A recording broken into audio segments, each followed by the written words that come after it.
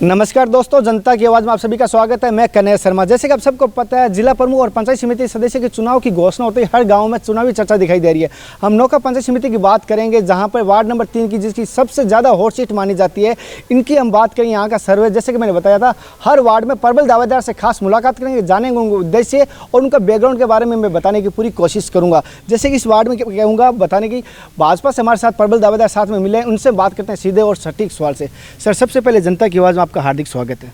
नमस्कार। मैं भी जनता की आवाज़ का समर्थन करता हूं कि इन लोगों ने जहां भी जनता की आवाज़ ने हर व्यक्ति की आवाज़, आम जन की आवाज़ सरकार तक पहुंचाने की कोशिश की है, तो मैं बधाई भी देता हूं जनता की आवाज़ को कि इन्होंने जनता की पहचान की आवाज़ बनाई इसको। सर, सबसे पहले एक बार आपका थोड़ा सा पिछला परिचय बताइए, जनता को भी पता चले। मैं राजनीतिक क्षेत्र में पिछली दफ़ा पंचायत समिति का चुनाव नोखा गाँव से लड़ा था और मैं करीब 1500 वोटों से वहाँ से जीता था। और मेरा उसके बाद में प्रधान बना नोखा का भाजपा का।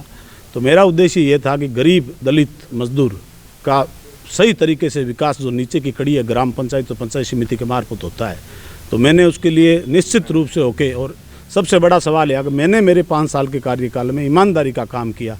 अगर कहीं भी मेरे ऊपर कोई भी इसी तरह का आरोप लगे तो मैं निश्चित रूप से जवाब देने के लिए भी तैयार हूँ। शायद मेरा विरोधी भी ये नहीं कहने की हिम्मत करेगा कि मेरे ऊपर इस तरह का कोई आरोप है। और जब तक नीचे का जनप्रतिनिधि ईमानदार नहीं होगा, जनता का असली विकास कभी नहीं होता। और मैंने ये कोशिश भी की थी, गरीब आदमियों को, सीधे लोगों को संवाद करने के लिए पंचायत समिति मैंने कार्यालय खोला था, जिसके अंदर मैंने 2 व्यक्ति भी रखे थे। गांव का सीधा व्यक्ति यहाँ पूछे, वहाँ समस्या दर्ज कराए, और मैंने छोटे छोटे काम, पानी, बिजली, सड़क, कृषि विपणन बोर्ड से जो भी हो सकता था मैंने स्वार्थ किए। और लोगों को कृषि के तहत जो ख़त्म व्यक्ति हो जाता है परिवार का कृषि कार्य करते होने वाला, उससे मैंने करीब 100 लोगों को सीधा लाभ पहुंचवाया, उनकी फाइलें निपटाई है। और मैंने वो व्यक्ति गरीब को देवता मान के ये काम करने की सोची है। किसी एक गरीब का काम करेंगे तो अपन भगवान का काम कर रहे हैं, ये मेरा हमेशा ध्येय था। और मैंने नोखा पंचायत समिति के अंदर एक जो महत्वपूर्ण काम था, 3.5 करोड़ रुपए की पंचायत समिति का नया प्रशासनिक भवन बना है, वो शायद 1 महीने के अंदर तैयार हो जाएगा।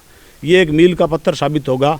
इसमें 5 मूल विभाग और सरकार जो पंचायत राज विभाग के 18 मॉनिटरिंग के विभाग होते हैं, तो उसमें लोगों को, आम जन को वह जाने में बहुत बड़ी सुविधा मिलेगी। और मेरा एक सतत प्रधान बनने के बाद पहला मीटिंग के अंदर हमने ये निर्णय लिया था कि इस भवन को बनवाना है और तैयार करवाना है। ये राजस्थान के अंदर एक मिनी सचिवालय है, जो पंचायत राज की सबसे बड़ी स्वीकृति है किसी पंचायत समिति के अंदर पैसा खर्च करने वाले।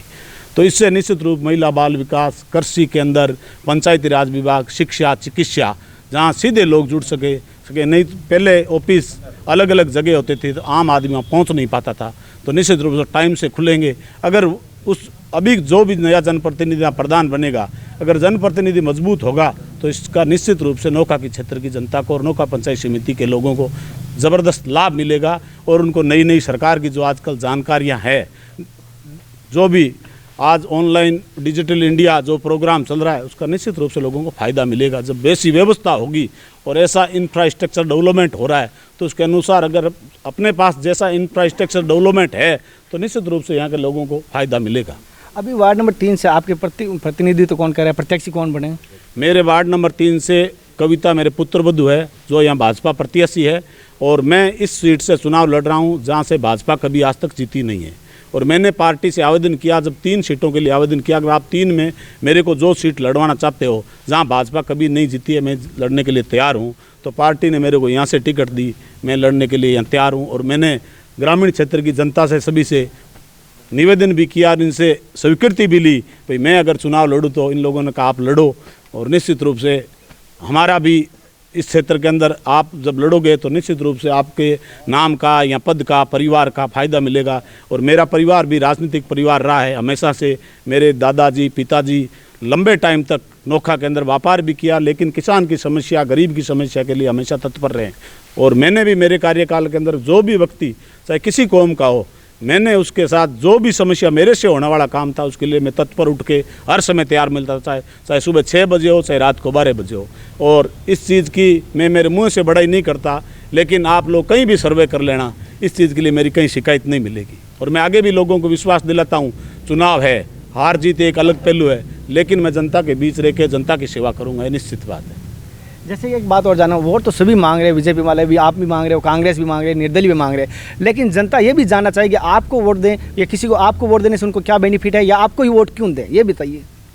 इस चीज़ के लिए ये एक महत्वपूर्ण मुद्दा है कि जो आदमी पहली दफ़ा प्रधान बन गया है तो निश्चित रूप से अगर चुनाव लड़ रहा है तो हमारी जो ये सीट है तो इससे यह चुनाव लड़ेगा तो निश्चित रूप से जो 5 सालों में मैंने जो राजनीतिक अनुभव प्राप्त किया है तो निश्चित रूप से क्षेत्र की जनता को अनुभव का लाभ भी मिलेगा कि जो चीज़ हासिल कर ली है उसके लिए मैं दूसरे के पास मेरे को जानकारी लेने के लिए नहीं जाना पड़ेगा। क्षेत्र की जनता का काम होगा तो मैं डट के काम करवाऊँगा। पद देना या होना ये तो ईश्वर की कृपा या जनता की जो भी राय होगी उससे ही होगा। जीतने पर पार्टी कितनी सीटें जीतती है, पार्टी क्या निर्णय करती है वैसा निर्णय होगा, लेकिन मैं जनता के काम के बारे में किसी भी प्रकार की कसर नहीं रखूँगा, पूरे दिल से काम करूँगा। जैसे कि वार्ड नंबर 3 में और 3 ही गांव आ रहे हैं, लेकिन आप जनता के बीच में जब जनसंपर्क करने जा रहे हो तो जनता आपको क्या कह रही है, किस प्रकार आपके साथ बात कर रही है? मेरे यहाँ के काफ़ी लोगों के साथ संवाद था। मेरे पास जो भी मेरे कार्यकाल के अंदर आया, मैंने बिल्कुल सबसे प्रथम आज के इस युग के अंदर लोगों की होती है भाई जिस किसी आदमी से आप मिलने जाओ तो पहले तो उसका मान सम्मान, उसकी प्रतिष्ठा के अनुसार अपन जो जिसका भी मान सम्मान करेंगे तो निश्चित रूप से वो अपना भी मान सम्मान वैसा ही करेगा। अगर मैं किसी के लिए 1 घंटा टाइम दूंगा तो निश्चित रूप से मेरे लिए वो 2 घंटा का टाइम देगा। और मैंने ऐसा किया, जो भी मेरे पास किसी भी प्रकार के कार्य के लिए आए और मेरे से हो सकता था वो कार्य जो नियम में था मैंने किया था। और मैंने नोखा पंचायत समिति के अंदर किसी भी प्रकार का भेदभाव नहीं किया।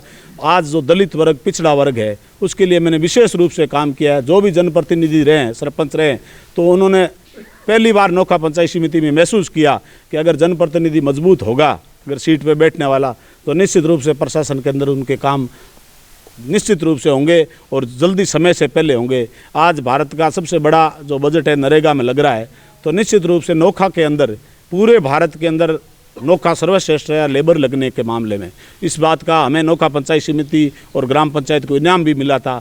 हम लोगों ने यह तय भी किया था कि लोगों को ज़्यादा से ज़्यादा रोजगार मिले, और इसके मामले में नोखा की ग्राम पंचायत पूरे भारत में टॉपर रही थी। तो इस बात की हमें नोखा वासियों को, समस्त ग्रामीणों को खुशी भी है कि ऐसा काम इस कार्यकाल में हुआ था। जैसे कि आपको 3 नंबर वार्ड की सभी जनता देख रही है, सभी वोटर, सभी माताएं बहनें भी देख रही है, आपकी तरफ से कोई संदेश, कोई अपील? मेरा तो ये संदेश है कि भाई मैं आपके बीच 24 घंटे हाजिर रहूँगा। जनता की सेवा मेरा पहला विकल्प है। मैं किसी भी प्रकार के प्रलोभन में नहीं आऊँगा, ना जाति पाति की बात करूँगा। मैं लोगों के बीच में मानव सेवा और ग्रामीण क्षेत्र की जनताओं को मूल मुद्दे जो पंचायत समिति स्तर पर सुलझ सकते हैं, जिला परिषद पे सुलझ सकते हैं या राज्य सरकार के पास सुलझ सकते हैं, मूलभूत सुविधाओं की जो कमी है उनका विस्तार करवाने के लिए मैं संघर्ष करूँगा। जैसे इन्होंने बताया मूलभूत समस्याओं के लिए संघर्ष करूंगा जो आपकी जनता के बीच में रहेगी। इनके विचार किस प्रकार का लगे वो बताइए। हमारे द्वारा दी गई जानकारी कैसी लगी कमेंट द्वारा जरूर बताना। फिर मिलते हैं नए कैंडिडेट के साथ, नए प्रत्याशी के साथ, नए वार्ड में। तब तक जय हिंद, वंदे मातरम।